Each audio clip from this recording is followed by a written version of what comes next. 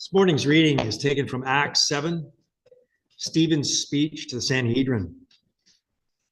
Brothers and fathers, listen to me. The God of glory appeared to our ancestor Abraham when he was in Mesopotamia, before he lived in Haran.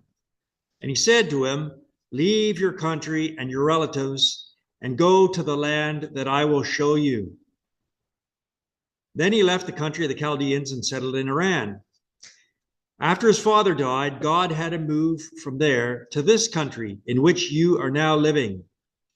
He did not give him any of it as a heritage, not even a foot's length, but promised to give it to him as his possession and to his descendants after him, even though he had no child. And God spoke in these terms, that his descendants would be resident aliens in a country belonging to others, who would enslave them and mistreat them during 400 years. But I will judge the nation that they serve, said God, and after that they shall come out and worship me in this place. Then he gave him the covenant of circumcision. So Abraham became the father of Isaac and circumcised him, and on the 8th day, Isaac became the father of Jacob, and Jacob of the 12 patriarchs. The patriarchs, jealous of Joseph, sold him into Egypt, but God was with him and rescued him from all his afflictions and enabled him to win favor and to show wisdom when he stood before Pharaoh, king of Egypt, who appointed him ruler over Egypt and over all his household.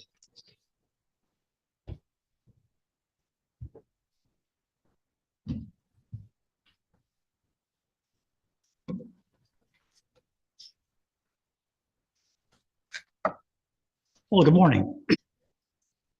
Now, Ed, not the first time, made a statement that kind of catches your attention. God chooses to hang around with us. Interesting. Who would you hang around with? Who do you want to be with? Growing up, who are your friends? What's the in-group? See, God chooses to hang around with us, and maybe no pun intended, but Jesus chose to hang around for us. And yeah, you mentioned the cross. So sometimes, you know what? We say things, but if you think about it and get the picture, it becomes rather profound. So let me take you back, some of you, to October the 3rd, 1995. What were you doing that day? Well, I was at a lectureship at Rochester College, formerly called Michigan Christian College. I'm a graduate of Rochester College, Michigan Christian College, it was called then, and served there, and Mary served there as well. And Beth was there, graduated the year before I attended. So that means Beth probably is more mature than I am in some ways, right? But see, this time, October 3, 95, there's great anticipation. Well, I know the speaker, I like the speaker, it's Patrick Mead. He's a Christian psychiatrist and minister. And you know what? He's going to be talking about our times and morality, our world from a spiritual perspective. He delivers after lunch, good time, right? A 1 o'clock lecture. But the audience is more anticipatory than usual because it's October 3, 95. At the same time as Patrick gives his address, the American criminal justice system was about to deliver the verdict of the O.J. Simpson trial. O.J. Simpson recently passed away. See, Simpson was being tried, a criminal trial for murder. Guilty or not guilty, people were waiting for the verdict. So Patrick Mead looks at his audience. He looks them in the eye. He scans the audience and points his finger. and he says, "You are all guilty." And he proceeds with his spiritual presentation. Well, these are kind of the words of Stephen, right? To the Sanhedrin, you are all guilty. Your pattern of generational sin against God and all God's messengers, including Christ the Messiah.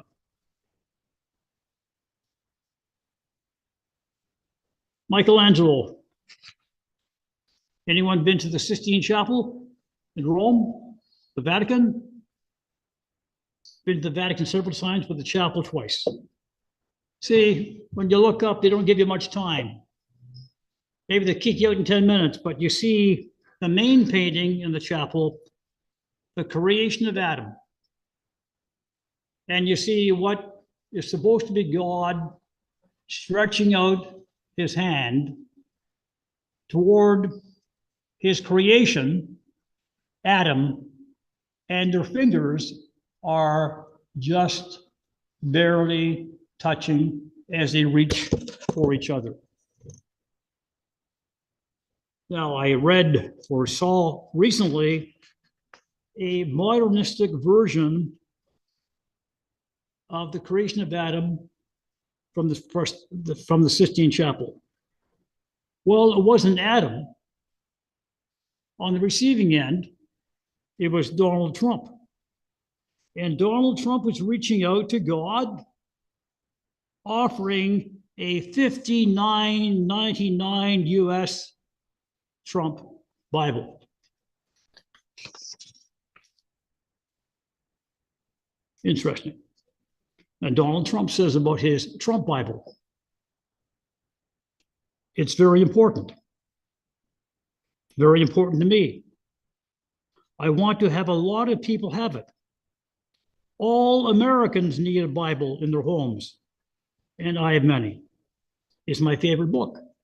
And he says the favorite book of many other people too. Now, in the Restoration Movement, we were once called the people of the book. And in the past, the descendants of Abraham were called peoples of the book. But then you pick up the National Post on Friday, but not just the Post, but the Star and the Globe, which I get all three. And the headline is, on Friday, Trump guilty. First former US president to be criminally convicted. Not that others had not committed crimes, but not convicted. Falsifying business records. Of course, Trump says the verdict is unfair, a disgrace. Well, in Acts 7, we're not going to go to Stephen's trial, but he's on trial. As Rob told you when he spoke last, before the Sanhedrin. Stephen is charged with blasphemy against God and against Moses. In his defense, Stephen somehow gains control of the proceedings, and he places the Sanhedrin on trial because of their pattern of disobedience, their murder of God's messengers, and the murder of God's Messiah himself. At the end of the trial, the Sanhedrin, in fact, the trial doesn't end. The Sanhedrin pronounces no sentence. The process is not completed. The court loses control, rages against Stephen, and Stephen becomes the first Christian martyr, God's witness. So my intent for this morning is not to discuss Stephen per se, or his trial, or his martyrdom, but to begin to look at chapter 7 in terms of the narrative, the story of Jewish history.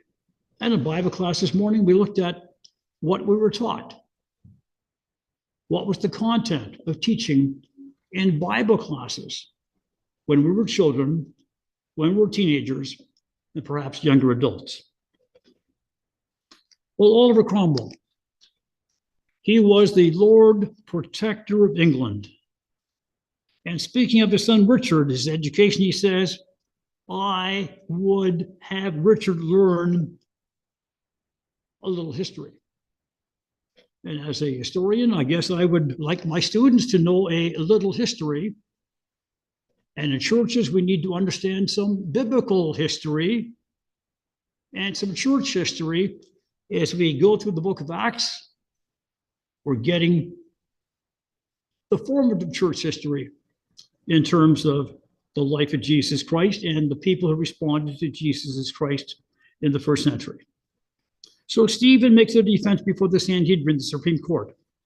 And he says about the Jewish leaders, I would like the Jewish leaders, religious and political, to understand a little of their history. See, remembrance. But you can know something, but have you made spiritual application of what you know? Your collective national story. What does it mean? So Stephen presents a panorama, just like the Sistine Chapel, right? A panorama of the Jewish story. He begins with Abraham, the father of the nation, the father of the faithful. He goes to Joseph, who rescues the patriarchs, the Jewish family, from their time of famine. To Moses, the lawgiver, the redeemer, just like Christ, of the Hebrew people from Egyptian slavery. And to the prophets, who announced the coming of God's anointed Messiah. These are all honored by Stephen because they were honorable. They listened. They obeyed. They worshiped. They served. They lived an adventure of faith. Prior to and after the tent of meeting, the portable tent, the tabernacle, the temple, regardless of time or place, they were faithful. They recognized God as spirit and worshiped as the Spirit led them into truth. Now, Pilate asked Jesus prior to the cross, what is truth? Now, just before Jesus' trial, when he talks about the unity of believers, Jesus had answered that question by saying, your word is truth. And the patriarchs believed God's word to be true, and they obeyed. So in Acts 6, Stephen has spoken about the divine nature of God. When the freedmen, their synagogues, when the freedmen heard Stephen's sermon, they accused Stephen of blasphemy. They brought him to the Supreme Court. Blasphemy against Moses, against God, against the temple, the Jewish customs, the law. Now, just this week, a case in Pakistan, Lahore. A father and a son are both Christians. They are attacked by 100 Muslim men. The men who attacked them and hospitalized them said they committed blasphemy against the Quran. They said outside the house they found, who did it?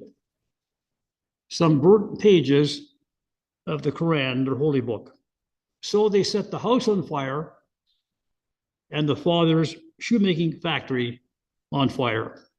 So all 100 were arrested by the police. Also, the police beefed up security for the churches, just as some are doing in Canada as far as synagogues today. And the police rescued 10 Christians who were surrounded by a mob. So there's charges of blasphemy today. People can blaspheme me in all kinds of ways.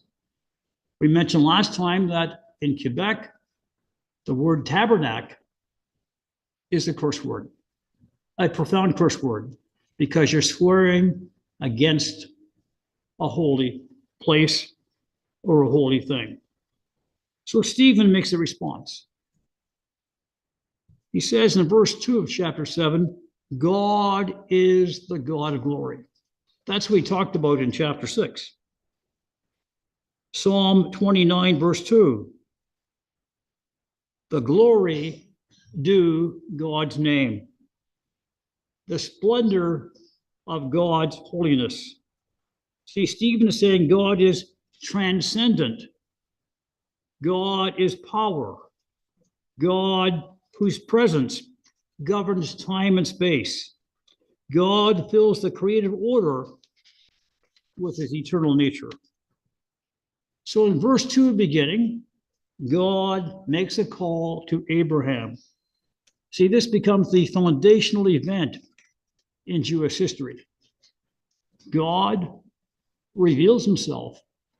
God calls Abraham in Mesopotamia, which is the geographic location of where the Garden of Eden was, part of the cradle of civilization, modern day Iraq, ancient Babylon. Abraham exemplifies obedience. In response to God's call, he leaves his country. He leaves his people for an unknown destination. Why? Because God told him to. A baptism early in my ministry, as I was a student at Mission Christian College in the church in Romeo, a senior lady, very simplistic, came forward for baptism. I probably could not have a theological discussion about why baptism, the nature of sin. I simply asked, why do you want to be baptized? And she said, because Jesus wants me to. Best answer I had ever got. Because God told me to, Abraham says. So God makes a covenant with Abraham in Genesis 12, 1 and 3. A promised land, a great nation, a Messiah from Abraham's descendants. But at the time God made his call, Abraham had no heir of promise. Abraham's descendants had to wait. Think of Egypt. After entering Egypt, they had to wait out 400 years of slavery. After the Exodus, they had to wait out an additional 40 years in the wilderness.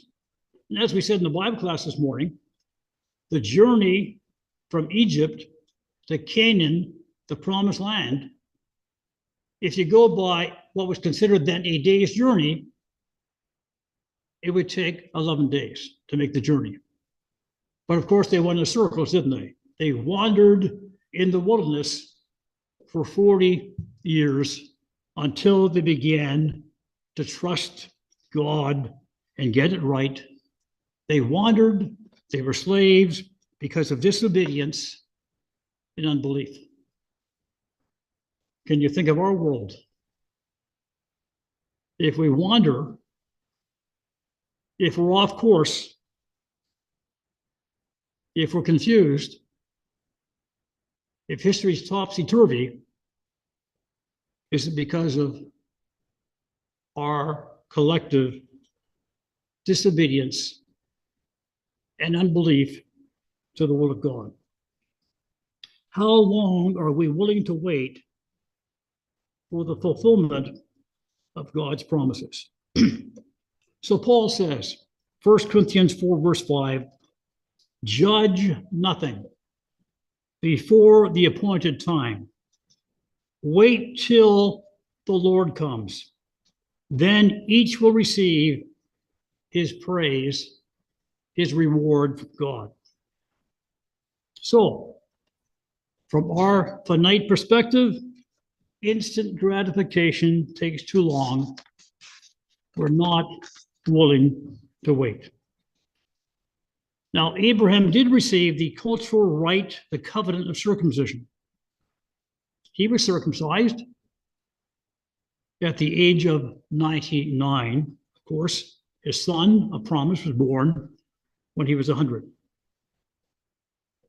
When told that Sarah, with an I at the end, her name would be changed to Sarah with an H at the end, and that she'd become the mother of the Jewish nation, Abraham laughed. Later on, Sarah also laughs. Genesis 17, 16, and 17. Isaac, the son of promise, not Ishmael. Isaac means laughing boy.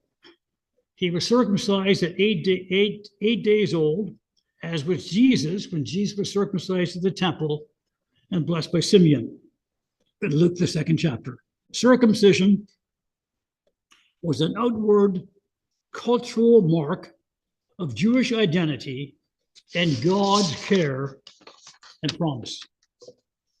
Abraham, Isaac, the patriarchs, they all believed, they worshiped God, they lived out an adventure, not knowing where they're going, of faith.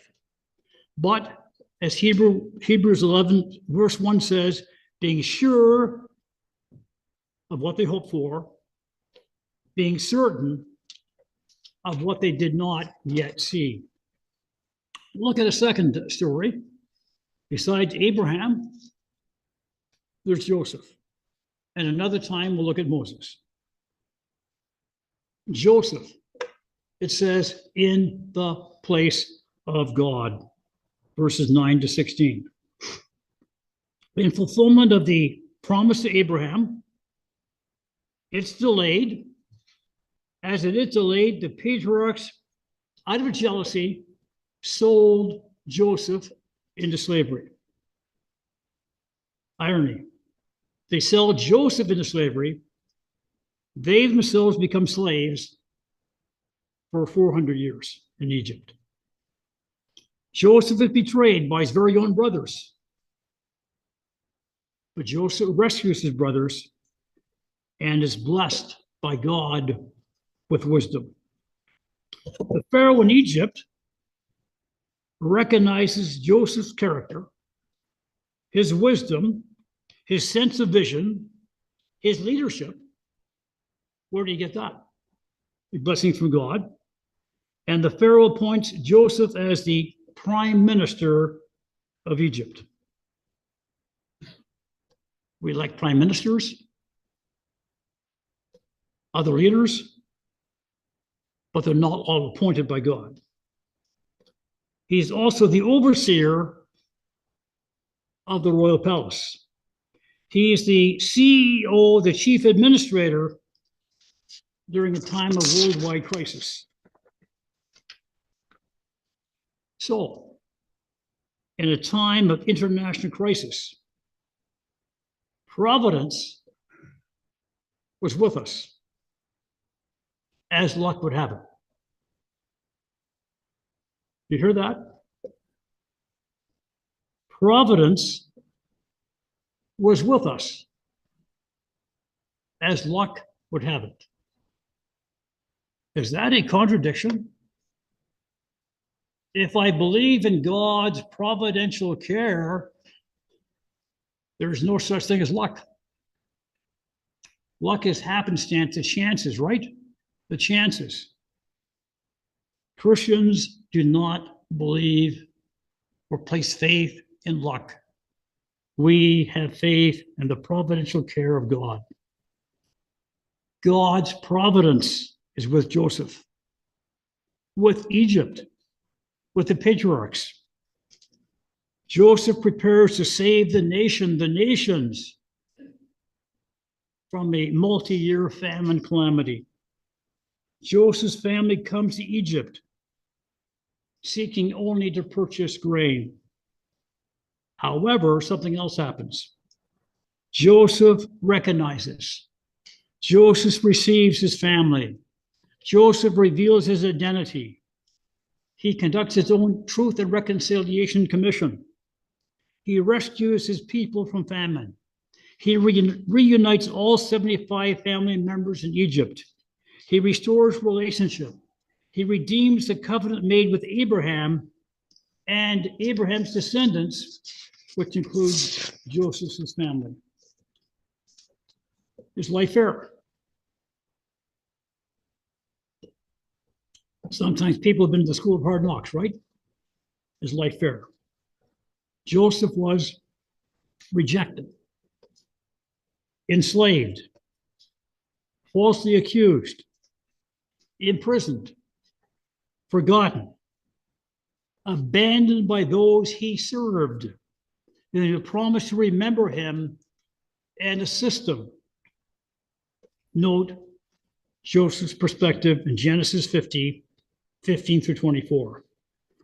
Joseph says, or it says, when Joseph's brothers saw that their father Jacob was dead, they said, the brothers are fearful. What if Joseph holds a grudge against us and pays us back, perhaps as we deserve, for all the wrongs, sold him as a slave, we did against him? His brothers came to Joseph. They kind of planned this, right? Threw themselves down before Joseph, gave false testimony from the father that Joseph should accept them. And they said to Joseph, we are your slaves. The brothers bowing down to Joseph. But Joseph says, don't be afraid. Am I in the place of God? Is that a rhetorical question? Am I in the place of God? Are we, Larry, are we in the place of God? Maybe sometimes we are. We represent him, right? Am I in the place of God? You intended to harm me, but God intended it for good, to accomplish what is now being done, the saving of many lives. Joseph says, I'll provide for you and your children. He reassures them and speaks kindly to them. But time goes by, a few more years perhaps. Joseph said, I'm about to die. God will surely come to your aid and take you up out of this land, the land he promised on earth to Abraham and Isaac and Jacob. I'm going to die, but God will keep and fulfill his promise. So if we look at the New Testament, Romans 8:31, we have a proposition. Paul says, if God, if there is a God, and there is, if God is for us, what does it really matter if somebody's against us? If God is for us, who can really be against us? And then Paul had said before this in Romans 8:28, all things, in all things, God works. God works for good. He doesn't say all things are good in historic time, but in all things, God works for good, the final good, the eternal well-being of all those who love him and are called, accept the call, like Abraham, according to his purpose. So what initially appeared to be a tragedy in Egypt resulted in triumph for Joseph. for the Egyptian people and for the Hebrew Israelite people. Now, sometimes wisdom or dreams, if you share your dreams on occasion, might get you into trouble. In Joseph's case, even in his own family, God's promises culminate in the salvation of all God's people. Joseph kept and lived out the adventure of faith. See, that's the story of Abraham and Joseph and the other patriarchs before the Exodus.